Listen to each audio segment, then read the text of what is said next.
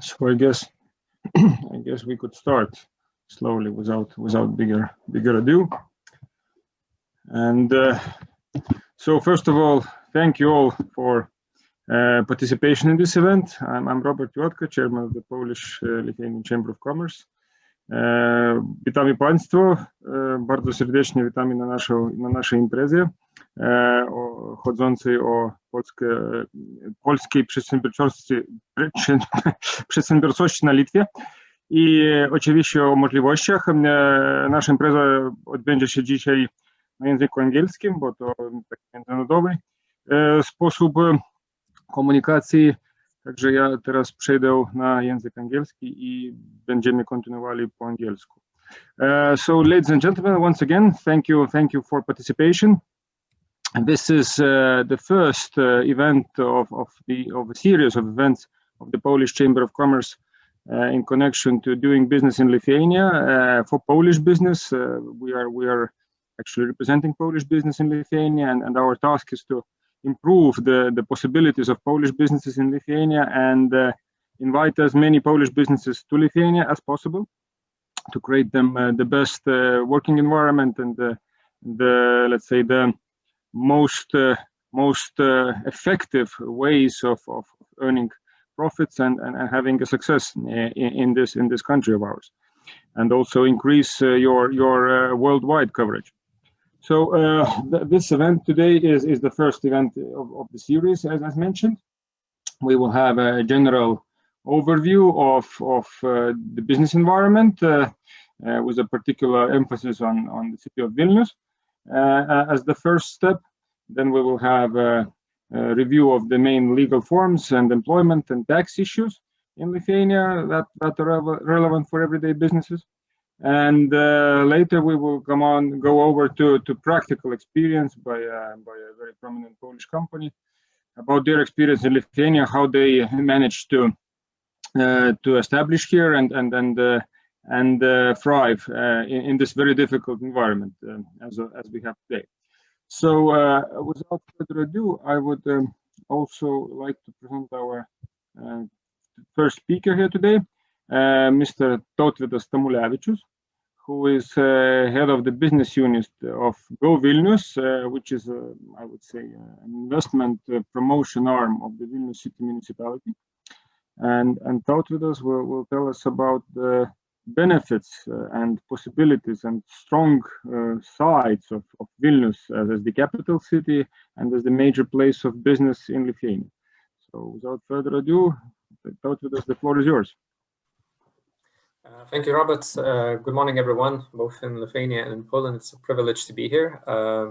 As mentioned, I am head of business in an agency called Go Vilnius, which is a municipal owned agency, and we work with tourism promotion, we work with business promotion, and in this sense, be it now or sometime in the future, if you have any further questions or in some ways you see that an agency like ours could help out, so please feel free to reach out to the agency as a whole or to me personally, and I will be able to help.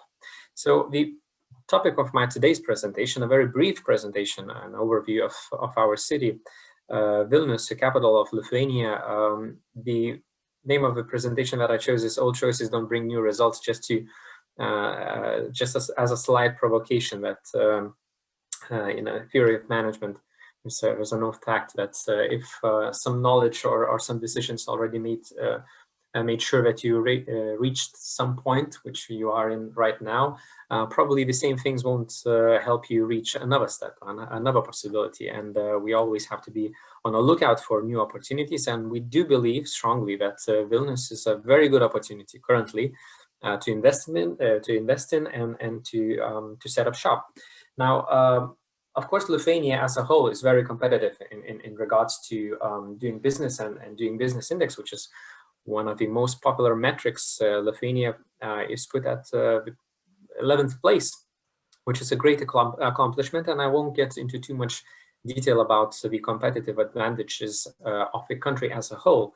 But within the country, the biggest part of GDP, 42%, is created in one in one city in Vilnius, 70% of all foreign direct investment is also attracted to Vilnius.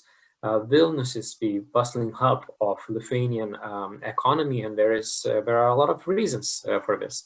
And not just in the country, we are quite stand out. We stand out from other cities, but even on a European and in a wider scale, in a world scale, we try to compete and measure ourselves to the best cities in the world. And I won't be talking from our own experience of what we want to be or perceive that, but one of the most popular ratings, the FDI rating, which is a branch of Financial Times, which works with foreign direct investment topics, just recently, a few months ago, this year, announced a new rating where between medium-sized cities for cost efficiency, Vilnius was rated #1 in the world. Not just in our region, not just in Europe, but in the world. Same goes for future cities, where top 25 at position 24 among the future cities, again, in the world, competing with every city that you can name of, from London to Singapore to whatnot. So it is quite a known fact that we are being recognized, and that the possibilities are here for many reasons. Key sectors that currently develop our economy and contribute to the growth of a city the most are 4 industries. These are the #1, ICT and game development. Here we see everything from shared service centers to game development to companies that produce and create standalone products on a world scale, various products which I'll mention a few examples later on.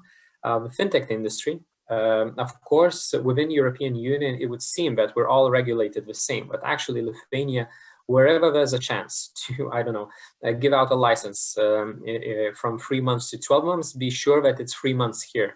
And also all the help from regulator, from Lithuanian bank, that we can give to potential investors is a proof why fintech is one of the Lithuanian fintech is one of the leading ones in the industry. The third industry, biotechnologies or life sciences in a more general sense, again, last year saw a tremendous growth, which I'll explain a bit in the next slide. And then the laser technologies, again, something very specific, but something that we're really proud of, and something that proves how on a world scale we are, because lasers, being such a specific sector, it's global. And essentially, if the products that we create here in Vilnius are not even for our own market, probably 90% of us, or even a greater part, goes abroad to all over the place, to the places that really matter. So again, what are the proofs that that these sectors are prominent in the city? Well, with the ICT, number 3rd by the IMD World Competitiveness Yearbook, number 3rd globally for digital technological skills availability within the city. We have 30,000 IT specialists in the city, and that number is increasing every year. With fintech industry, number 4 best location in the world for fintechs. Fintech, again, Global Fintech Index. That's not something that we dreamt of, but that's a rating which puts us on a benchmark with the top capitals in the world. And for fintech, even in the context of Brexit, Vilnius was one of the winners of the whole process of some of the fintech startups, some of the companies, when they decided to leave the city of London because of the regulatory issues. Well, number 1 was probably Netherlands, which was the biggest winner, but then it was us. And we see that last year, this sector kept growing. With the biotech companies, 22% sector growth annually, but actually this year, this week will be, we will put forward a new report about last year numbers, and the numbers will be even greater, because with the context of the COVID pandemic, a lot of companies that we have based here in Vilnius kept expanding, and Vilnius was a place where they could do that really quickly and relate to the changing economic environment. One of such companies is, for example, Thermo Fisher.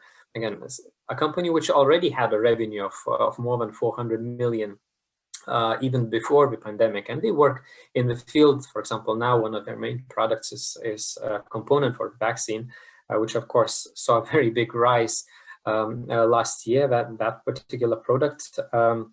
But our city was a place where they could establish a new factory, a new arm for increased production in 4 months' time. And this is not a warehouse. This is a laboratory. This is something that is possible in Vilnius in 4 months' time. And this led to their increase in revenue more than 3 times, from 440 million year before to last year 1.2 billion. And we see a lot of other good examples in the life sciences companies here in Vilnius, which synergize together, synergize with the ICT sector, development of artificial intelligence and big data solutions to put forward this life sciences sector. And the lasers which I mentioned, again, if you ask top universities in the world by the QS ranking, or you'd ask NASA or CERN, companies such as Hitachi or Toyota, where they get their top performing lasers from, chances are 9 out of 10 would say that they are from Lithuania. Within Lithuania, all of them are made here in Vilnius. So we have a very developed sector here, which we're really proud of. And why is that? What is the main competitive advantage? Well, mostly it's the people. We have a workforce, and we have a very competitive workforce here in Vilnius. We have young workforce, which again is one of the best metrics among European capitals. Greatest majority of people speak at least one foreign language. In Vilnius, that's predominantly English, but most people speak actually two foreign languages, and then it would be Russian after English. We have a growing population every year. We didn't have a year where it would be less than 1% annually. As I mentioned, 30,000 IT specialists, which again fuels the growth of the ICT companies, and not just ICT companies, but as I mentioned, the synergy between other sectors is also very important, especially in the life sciences sector. And again, something which is not on the slide, but I would like to mention that we're the top country in the European Union for tertiary education, which means that we have a biggest proportion of people having higher education. So if your business needs that sort of workforce, we're the #1 location within the European Union.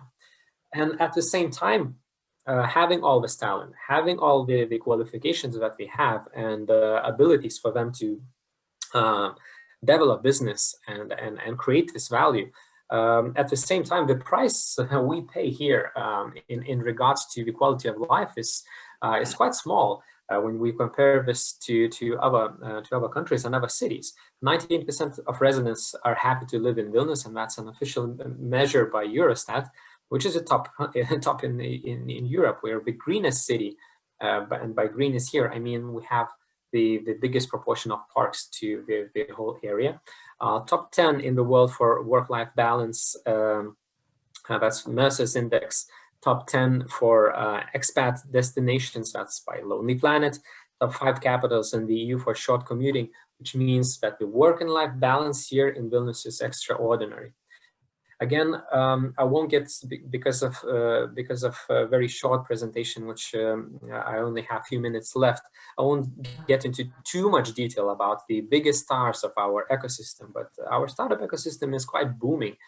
We have our first unicorn, and probably this year or the latest next year, we'll have 1 or 2 more. We have a startup museum, which is again online if you'd like to learn more about the success stories, and not just to understand better our startup economy and what sort of companies are able to grow in Vilnius, but also to learn about the synergies, because all of these companies are very active in the startup ecosystem, help each other. It's very easy to connect to potential clients and to potential partners in such a close-knit community as Vilnius has, because we're not such a big city, so that people wouldn't know each other. We're still quite a tight-knit community here, which again serves as an advantage. Finally, what we can, from Go Vilnius point of view, what we do and how we can help companies which are considering or already took a decision to relocate or establish a company in Vilnius. We work with investors by helping with soft landing and aftercare. That is when you consider or you make a decision. If at any point we can help by getting you the right contacts, getting you in front of the mayor to solve some issues, we can do that. So feel free to contact us at any point. Talent relocation and assistance, that's probably now the biggest subject, because companies, especially from Belarus point of view, we have a lot of experience now by helping relocating whole companies with hundreds of people and their families. So everything from finding an office space to kindergarten. Again, this is something that we do. Infrastructure development, if there are needs that city doesn't fulfill, if we know them, there is a way for us to help here too. And the city branding, something which is probably in this presentation a little less relevant, but something that we nevertheless do. Presentations like this one to get noticed that the opportunities are here. Just a few more sentences about the talent support, because quite recently we saw the biggest increase here in the needs for such services. In this sense, you can find on our website, of course, information about the relocation guide, everything from, well, basically step-by-step guide of coming to Vilnius, both as an employee and both as a business owner. Welcome to Vilnius workshops. We do them in English and Russian language every week. Some of them are specialized. For example, the closest ones, the closest one which is oncoming is about the driving in Vilnius and the legal aspects of changing the licenses and etc. If that's relevant to in your case, but even if nothing specific is relevant, I would really encourage to visit our workshops, online workshops, and see the general presentation of the city, about the city life here. And in September, we'll be opening an international house Vilnius, because most of these consultations currently are done virtually, but we'll be having a physical location in municipal building from September, where all the relevant migration to migration state agencies will be in one place, with the consultations, with the help, and everything from, if your employees or foreign talent which you want to attract to Vilnius need some visa procedures or permits to live, we'll be able to solve this in one place, and that'll be again our advantage here. The last slide, something which keeps up as a question when companies consider coming to Vilnius about the offices. Just to prove a point, we can easily fit you in no matter the size. These are some of the prices from the end of last year, and some vacancy rates. Currently, again, a lot of good options are here in Vilnius, and some of them are listed on our website, together with more about the legal entities, prices of setting up business, co-working facilities, and some other business infrastructure, which for the lack of time, I didn't have the time to cover today. So this is a very brief presentation. These are my contact details. If I haven't answered some of your questions, I'm here till the end of the meeting. And if that won't be an option, again, please contact me directly, and I will be able to help. Thank you. Thank you very much, Tautvydas, indeed, for a quick and substantial presentation. And in fact, really, everyone who wants to ask questions, whether to Tautvydas or to other speakers or to myself or to Beata Czaplinska, our CEO of the Polish Chamber of Commerce, you're very welcome to write them in the chat, and the speakers and us will try our best to answer them as much as possible.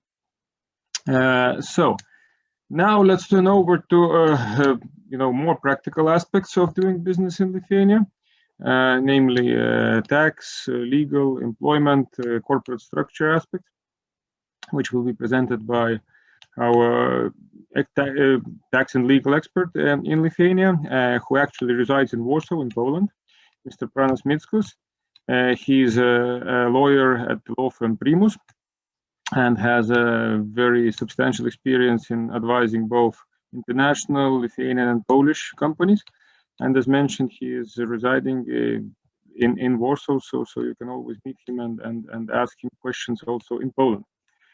So without further ado, Pranas, the floor is yours. Thank you, Robert, for giving me the floor. Hello, everyone. So I will just share my presentation.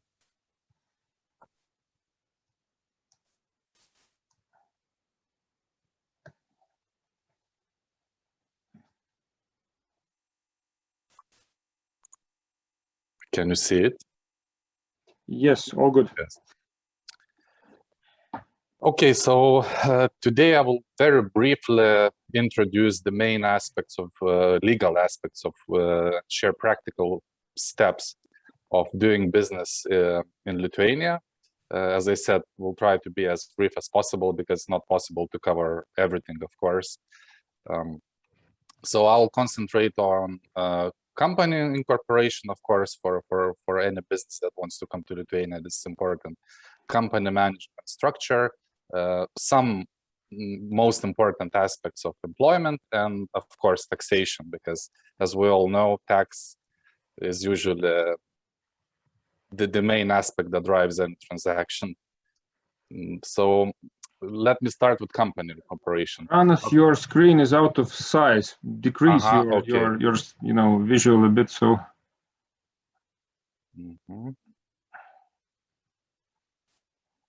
Yes, now it's good. Now it's good. Okay, thank you, Robert.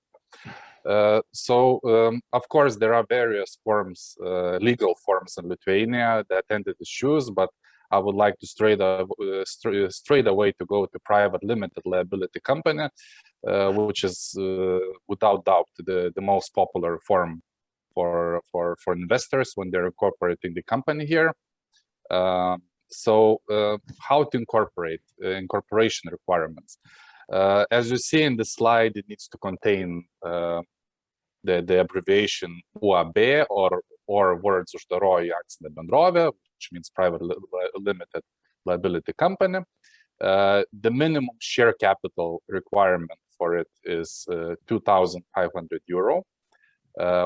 Before incorporation, you need to take care that you have a registered address in Lithuania. As regards the name of the company, it may be composed of words or word combination in compliance with the norms of standard Lithuanian language. And what is very important usually for foreign investors is that it contains the actual word, the title of the company, meaning Lithuania. So then there is the parent company name and then the additional word Lithuania. What we would advise to the clients, and this is really a practical tip, is before incorporating the company, to actually consult with the bank where you're gonna open a cumulative bank account whereby your share capital will be paid, and then later actually converting that account to the current account. Why? Because of ultimate beneficial owner and anti-money laundering clearance requirements, which of course vary a little bit from bank to bank. They have their own internal procedures, and it might take some time to properly deal with them. So it would be also advisable to consult with experts in this area. So before that, it's always, before opening a bank account, always good to do your homework properly. Actually, company can be registered quite quickly. Within 3 working days after company register receives all required documentation, after it's notarized. So actually, how quick the company can be incorporated will very much depend on how quickly the investor will receive all documents, get them notarized, so on and so forth. The price of incorporation, as you say, is not high, varies from around 72 euro to maximum up to 231 euro. Here you can see just the process, simplified process. So how to incorporate the company here. So first of all, investors, meaning shareholders, they conclude incorporation act or agreement. As I said, they open a cumulative account in the bank whereby the share capital is paid. Investor or representative goes to the notary. Notary, if everything is okay, of course, confirms it. We submit it to the company register. Voila, you're ready to make money here, hopefully. Company management. So for private limited liability company, there is one management body that is, except of shareholders, that is compulsory. It is managing director. It is important to know that board and supervisory board, I mean, these two management bodies are optional. They have different functions. I'll explain them now. So managing director, as probably is quite obvious, is responsible for day-to-day operation of the company and doesn't need any separate power of attorney or any other authorization to act in company's daily activities. Except, of course, if there is a board appointed and the law prescribes that the board needs to or supervisory board approve certain transactions. So coming back to managing director, couple of requirements for this position and couple of, let's say, insights. So first of all, must be employed. This is a legal requirement. Doesn't necessarily need to be employed full-time, but needs to have some employment relationship. Also, what is very important, especially as of 2014, Lithuanian Supreme Court actually expresses verbis established the business judgment rule in the court practice, meaning that if managing director is acting with due care legally and with loyalty to shareholders, having evaluated all surrounding circumstances pertaining to a given transaction, even if that transaction brings losses to the company, the managing director is not liable. So as I said, there is this rule. It is very important, I guess, because very often foreigners are actually appointed as managing directors in Lithuania, so they need to understand what are the limits of their liability. Going forward, of course, managing directors has some direct duties prescribed in law, financial accountability control, declaring bankruptcy, some other duties.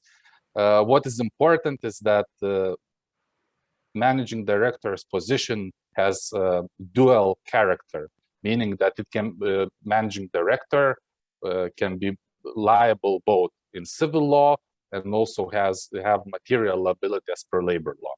Civil law is, of course, civil law liability is unlimited, and of course, according to Lithuanian labor code, liability as per labor law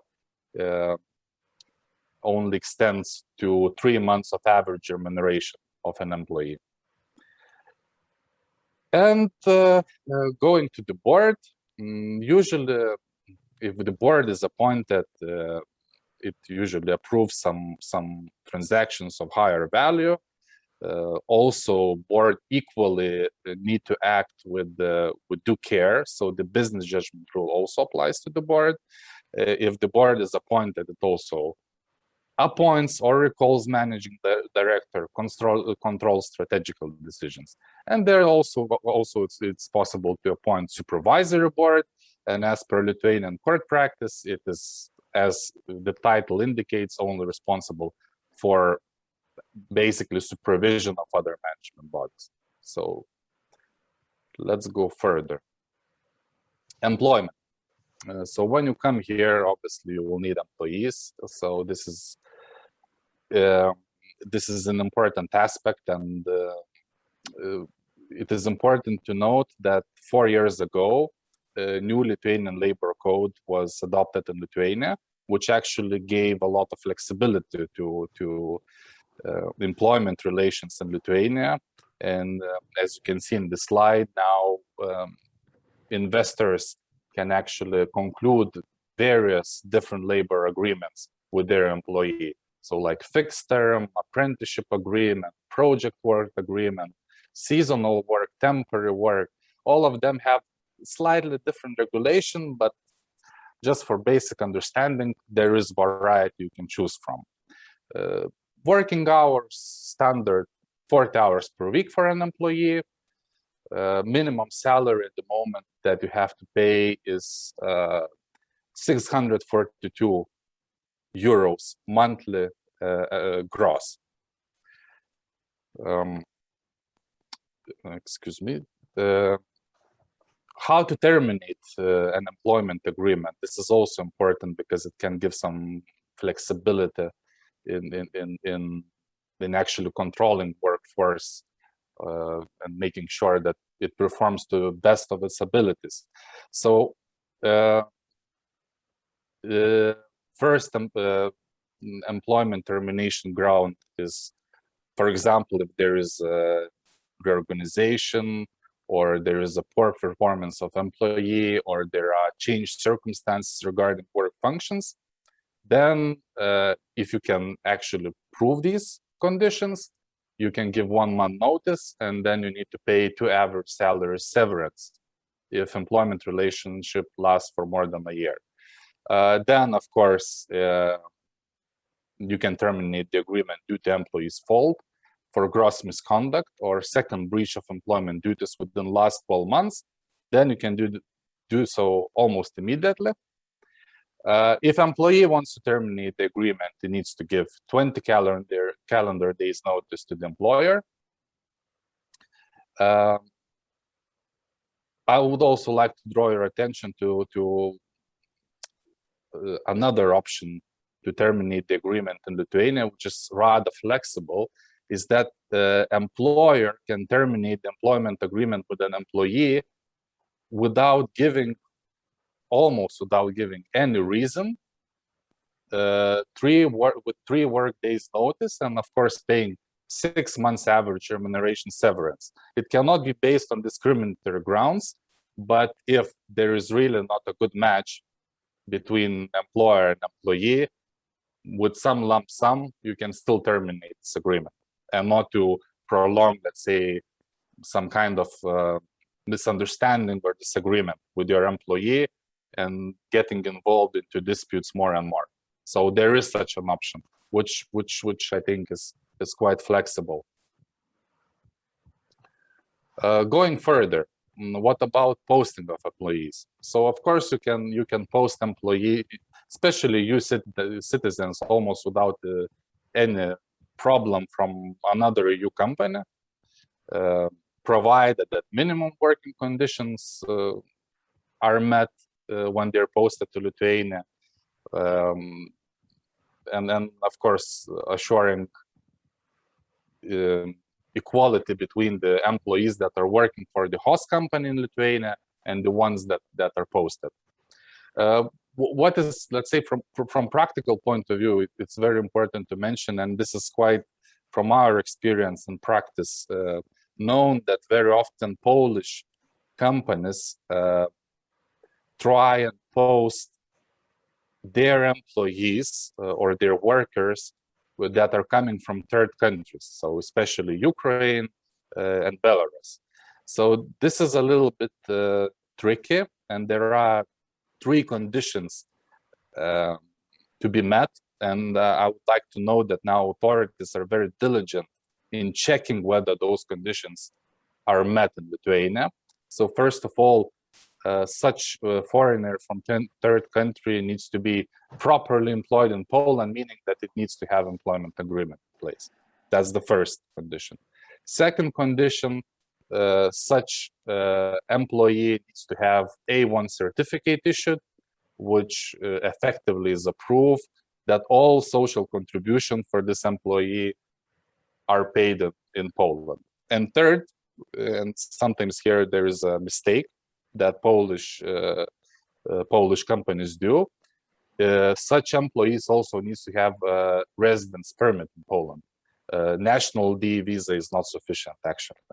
So these are mistakes, and actually the consequences for not abiding by these requirements can be that Lithuanian authorities recognize such posted employees as working illegally, and also they can include such companies into blacklist, meaning later on you might not be able to use any subsidies by the state. So this is important. Going further, if you are developing business here, you might need to ensure that the know-how that your employees received is not somehow transferred or unduly used by your employees that you employed with other competitors. So of course we have possibility to conclude non-compete clauses with such employees, and they can be valid maximum for 2 years after the employment relationship and during employment relationship as well. But for such non-compete obligations, you need to pay 40% of such employee average salary. And now let's go to the best part. Of course, the most favorite part of the lawyers is taxation. So to start with taxation of employment relations. So here are just briefly some numbers. So when employer is paying the salaried employee, it needs to withhold taxes and pay personal income tax 20% or 32%, social security contributions on top almost 13%, compulsory health insurance almost 7%, pension, as you see, and almost 2% social security tax on top of gross salary. What about corporate income tax? And what incentives you as potential foreign investor has once established here? So some numbers. Standard rate of 15% here is applied in Lithuania. It is very important to note that this is the lowest rate of corporate income tax in Baltics. So definitely making Lithuania as very attractive jurisdiction for foreign investors. Of course, if you're a small company, you can also apply for a reduced rate of 5%. There are no time limitations regarding carry forward of losses that the company incurred to another year, and this time period is unlimited. So if in the beginning the foreign investor is not profitable, which is often the case, it can use this initial incurred losses to actually reduce taxable base. Very important regime is enjoyed by companies established in free economic zones, subject, of course, to meeting certain legal requirements. Is that for the first 10 years, such companies established in the free economic zones, they enjoy 0%, so they don't pay corporate income tax at all. And then for the next 6 tax periods, they pay only half of it. Then if you're engaged in running technology investment projects, your taxable base can be, you can be exempt from tax completely. almost similar rule applies to if you're engaged in research and development activities. Then you can deduct expenses that are related to such activities 3 times. If you're engaged in large investment project, there is a special vehicle for that. You can be even exempt for 20 years from paying corporate income tax. So definitely there is a lot of explore for the company that is coming here in this jurisdiction to think about how they can also optimize their tax. In Lithuania, as regards VAT, the standard rate is 21, but in some instances and sectors, you can apply a reduced rate of 9% and 5%. The threshold for registration as a VAT payer is 45,000 euro.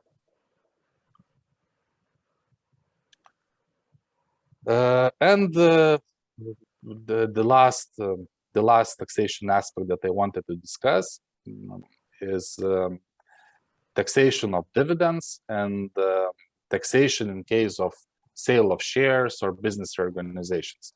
So as Lithuania adopted parent subsidiary directive, of course, for example, if parent company establishes its subsidiary in Lithuania, if there is a 10% of shareholding for 12 months, then when such Lithuanian subsidiary pays dividends to Polish parent company, there is no tax on dividends paid, and vice versa.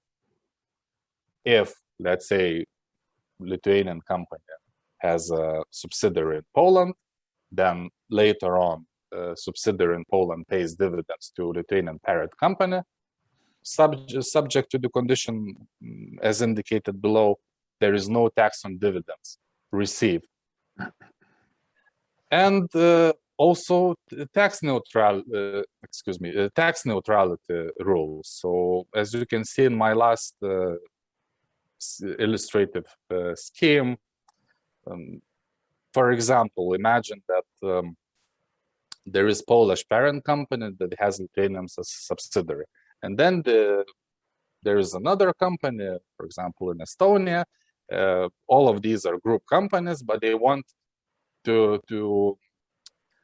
basically exchange the shares. So now what they want to do is that Estonian company actually receives Lithuanian subsidiary shares of the Polish company, and then this Polish company for the Lithuanian subsidiary shares receives shares in the Estonian company.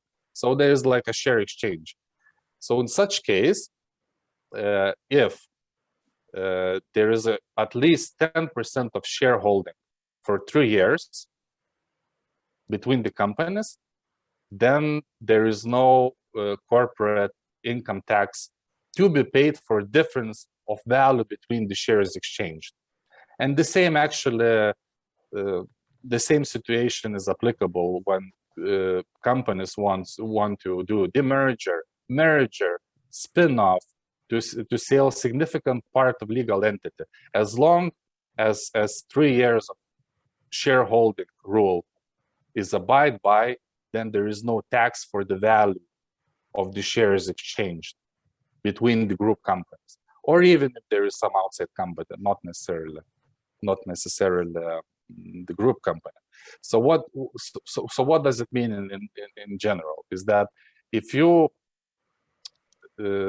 keep, let's say, Polish company keeps the share holding of its Lithuanian subsidiary for a couple of years, it can actually mean that effectively, if there is some reorganization, sale share, dividends paid, effectively there is no corporate income tax as such, if taxes are optimized properly.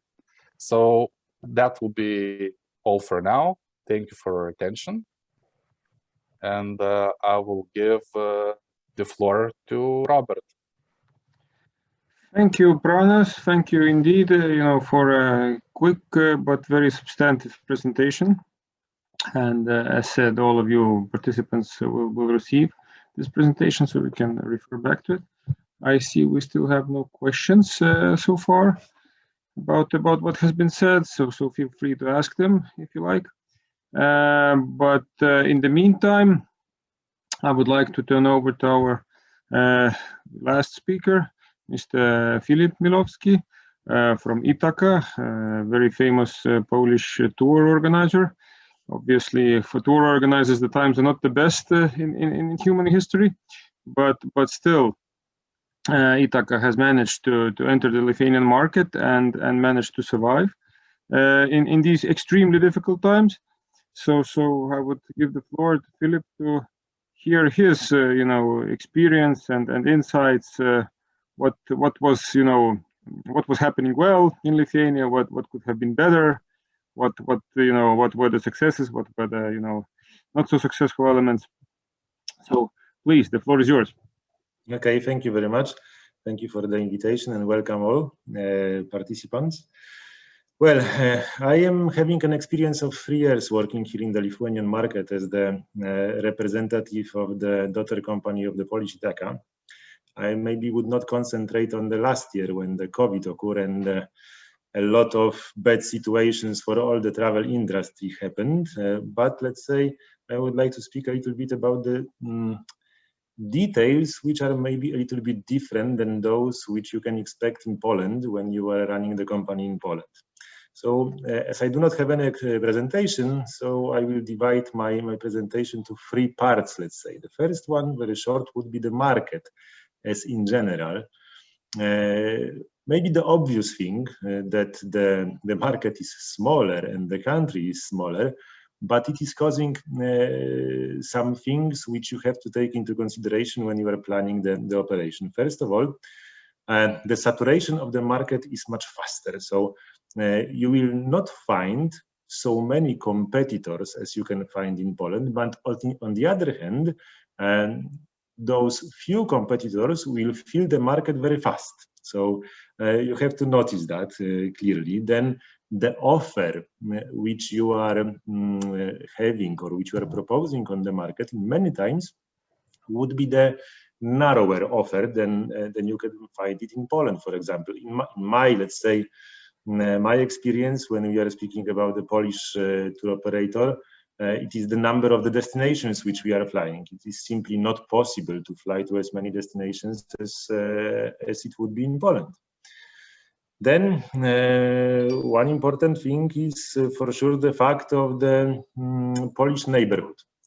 Especially if you are working in a trade and if you would like to sell some products in the Lithuania. So for the western part of the Lithuania, the cities like Alytus or Marijampolė, it's quite easy to go, for example, to Suwałki. And as I'm having as well an experience with the sales points in Suwałki in our company, there were the days and the times in which in the offices based in that city, we were having around 40% of the clients who were from Lithuania. So it meant that everything is depending on the exchange rate at the end. So if the euro is very strong, then the clients are merging and they are moving to Poland. If opposite way, I mean that the Polish zloty is stronger than the euro in the exchange rate, let's say comparison, then the clients are rather staying in the Lithuania. There is also, of course, another factor which I was saying about the wider base of the products, which is possible to be found in Poland, but it is worth to take it into consideration. But on the other hand, I would say that you can consider the Lithuanian market as the first step to go to the other Baltic markets, especially that all the Baltic countries, in my opinion, they are working very closely. And it is easy to run the business when you are starting even in 3 countries in the same moment. But as we did and as we are planning still, it is quite good option to start in Lithuania and then make the next steps in the next years to the next countries.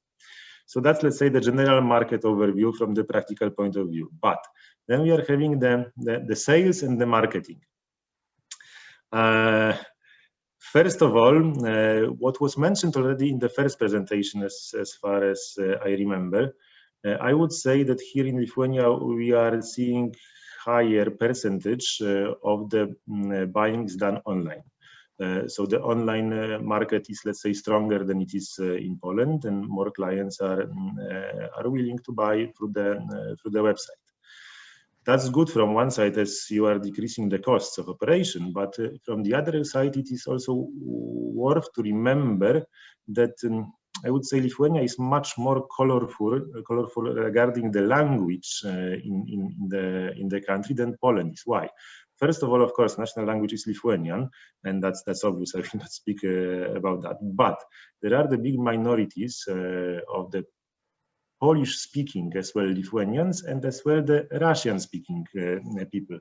For me, the big surprise was in the very first months of my stay in Lithuania that when you are going with the children for the playground, you are hearing the Polish language or you are hearing the Russian language together with the Lithuanian language. So the mixture of everything. So it means at the end that it's very worth to consider that not only Lithuanian version of the website will be operating, but there will be as well the Polish and the Russian version of the website. It might be very useful. The same is with the marketing. Of course, the main marketing channels are staying the Lithuanian, but you can consider still to use the Polish or the Russian marketing channels. There are the Polish radio, TV, or the newspapers, Russian radio, TV, or the newspapers. So it means that the mixture of languages is a little bit wider. But again, on the other hand, the surprising thing for me was, let's say, in the first 3 or 4 months of the operation, to have the knowledge of the State Lithuanian Language Commission. So we are having, of course, our website, and it's operating the Lithuanian language. It was translated by our Lithuanian colleagues who are in Poland. And who are bilingual, or let's say Polish-Lithuanian or Lithuanian-Polish, whatever the origins is. But anyway, the language was not 100% pure, and we got the letter from the State Lithuanian Language Commission that we have to improve our language on our website, and if we would not do that, then the fines might come. So I would say that in Poland I have never experienced such a thing. Here it is I would say much more stronger. Then. Speaking about the marketing, the interesting thing, which is, I would say, not very often found in Poland, maybe with the exception of the politics, the black PR. During the 3 years of the operation, it was quite surprising that at least 2 times we were, let's say, seeing very strong black PR against our company, and you have to get used to it. I would say that it is maybe not common, but it happens here in the Lithuania. The next thing with the marketing, which might be interesting, is the case with the concentration again. Marketing and sales. Again, in the presentation, in the very beginning was the information that 44% of the GDP is generated in Vilnius. I would say yes, I am agreeing with that, because almost half of this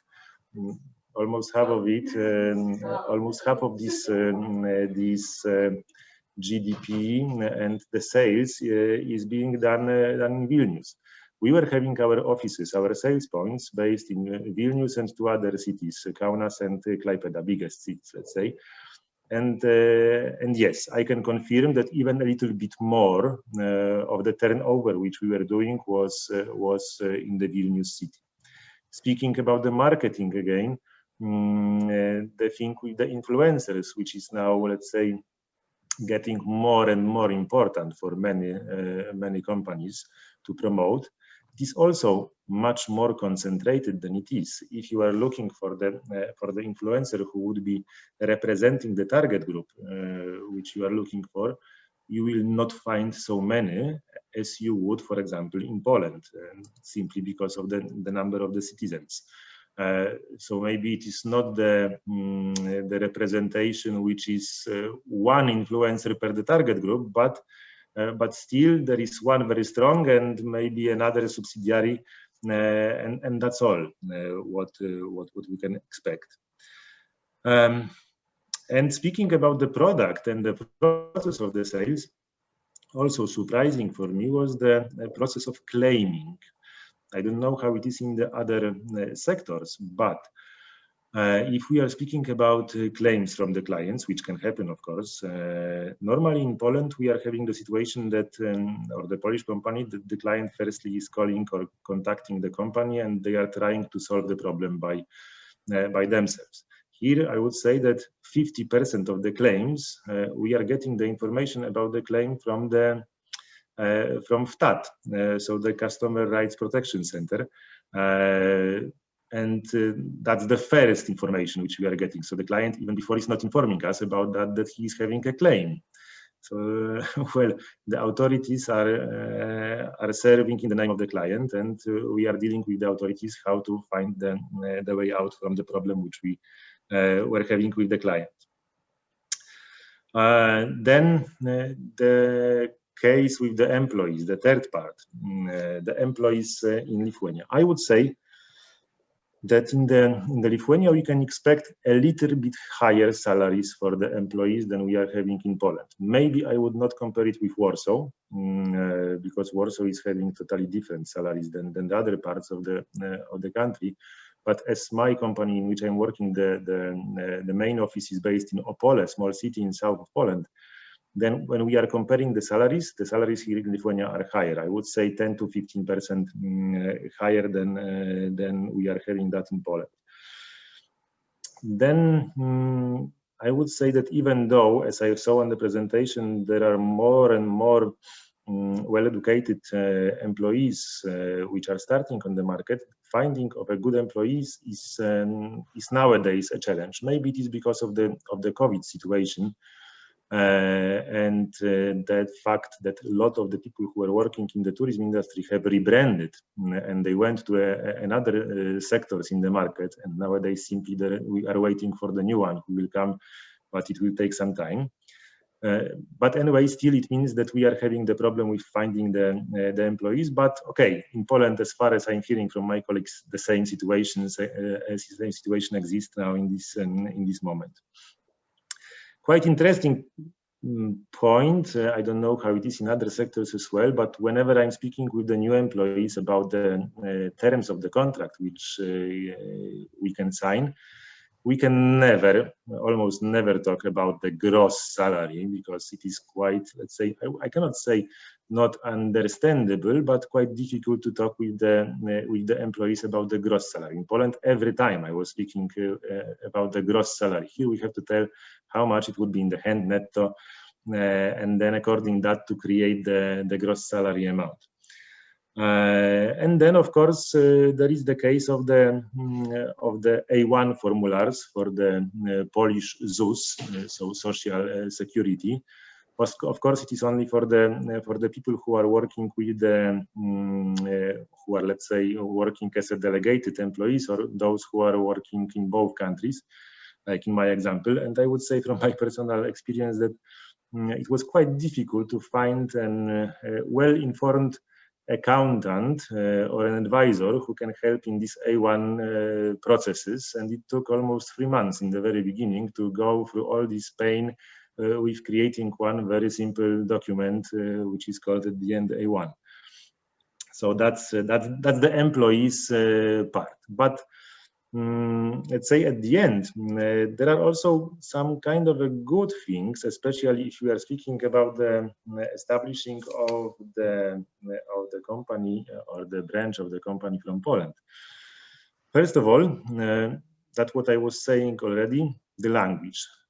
Especially in Vilnius region, we will find a lot of people who are speaking many languages. That was also surprising for me, and I was laughing from some of my colleagues together, together with them, as they were saying to me that they don't know well the languages, but at the end it happened that they knew Lithuanian, of course, as the native, Polish because they were speaking in home, Russian because with the grandparents they were speaking, and English because they were learning in the school. So for languages, in Poland, speaking for languages, well, it would be something extraordinary. Anyway, in Vilnius you can find still many people who are understanding and talking better or a little bit worse Polish language, which can be very helpful, especially if you are planning that you will be merging some operations, like we do, for example, that part of the IT, part of the marketing, part of the product is still based in Poland. And I would say that in Polish companies, in many situations, the knowledge of the English language is not perfect at the end. So if somebody from Lithuania is speaking Polish, it is huge benefit at the end. And all the processes may go much smoother than it would be if there would be no person with Polish language knowledge. What more? There is one good thing which is related with the connection. That was also on one of the slides, but especially Warsaw was represented by for the management, especially Warsaw was represented as a good connection before the COVID, because nowadays it is a little bit changed situation, but hopefully it will change again. Before COVID, there were 5 daily connections from Warsaw to Vilnius, flight connections. So it was very easy to operate, that you are getting in the plane early in the morning at 7 o'clock and you are departing to Vilnius at 9, you are in Vilnius, and then going back at 7 p.m. To Warsaw. So for the daily operation, it was great value. So the connection with the Poland was good. Hopefully it will be good again. Now it's only 1 connection per day.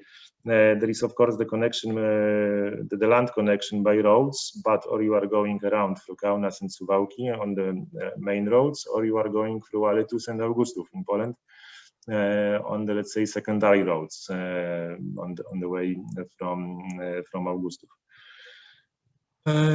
Yes, and I would say that are the biggest issues, or let's say the small things on the other hand, which were different from the things which I have seen in the Polish market.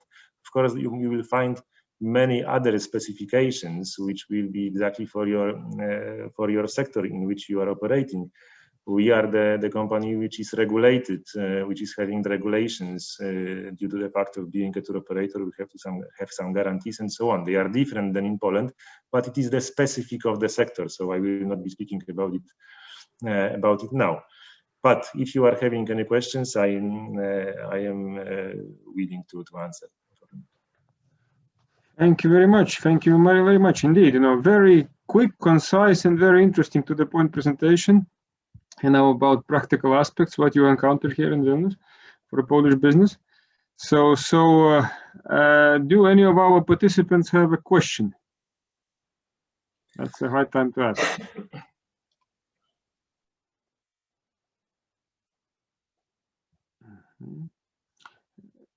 If not, I would ask one question to Mr. Milowski about, you mentioned about salaries and about the market size and everything. What about prices in your experience, price levels, Poland versus Lithuania? Well, I would say I think I am not good representation of this the person who can answer for this question. Why? Because the tourism business in which I am working, the prices are lower than on the Polish side. This is due to the fact that in the recent 2 years we are seeing the, let's say, tsunami in the market shares, because before we entered the market, it was 3 years ago, there were 2.5 tour operators, I would say, working on the market. Now we are having 6 tour operators, and with, let's say, worldwide brands as well.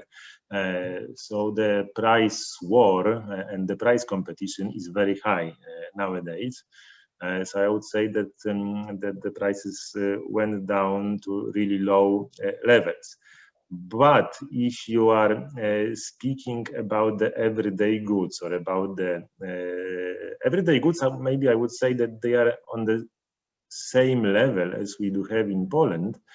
But if you are looking for something more specific, then in this hand, it will be a little bit higher than in Poland. I'm having many requests from the, let's say, employees or the colleagues based here in Lithuania, and they are asking me to bring something from Poland, to buy something in Poland, as the prices or the prices are higher, or the availability is much bigger in Poland than in Lithuania. Great. It depends. So, it depends, as always. You know, life is relative in all senses. So, but I wish you all the best in your business endeavors every day, and hope that the price war and the competition situation will get better. And otherwise, if we don't have any further questions from the audience, our time is over already. We are a bit over schedule. So I would like to announce that in autumn we will have another event of the same series about doing business in Lithuania for Polish businessmen and Polish businesses. So stay tuned. And in the meantime, you know, Beata Czaplinska, our CEO, is always available to answer your questions in any matter and any capacity, whatever you need. So Polish Chamber of Commerce is always there for you. Become a member, join our events, come to Lithuania. We will visit you in Poland. Hopefully, you know, when the borders open soon, and let's continue our you know, good cooperation. So thank you for participation today, and see you in our next event. All the best. Thank you very much. Thank you. Okay, bye. I would like to say our special thankful for Mr. Tautvidas for our partnership i oczywiście dla pana Milowskiego, no te spostrzeżenia były dla mnie szczególnie cenne, bo z tej strony właśnie, od strony polskiej, i mamy też właśnie no to zainteresowanie tą imprezą właśnie od naszych polskich członków, więc jestem pewna, że te spostrzeżenia są bezcenne. Nie ma to lepiej jak właśnie okiem Polaka tutaj na Litwie. I dlatego właśnie pana prosiłam o takie właśnie problemy, tak? I bardzo panu dziękuję za to spotkanie. Bardzo dziękujemy. Po mojej stronie. Dziękuję. Do następnych spotkań. Dobrego dnia życzymy. Do widzenia. Do widzenia. Do widzenia.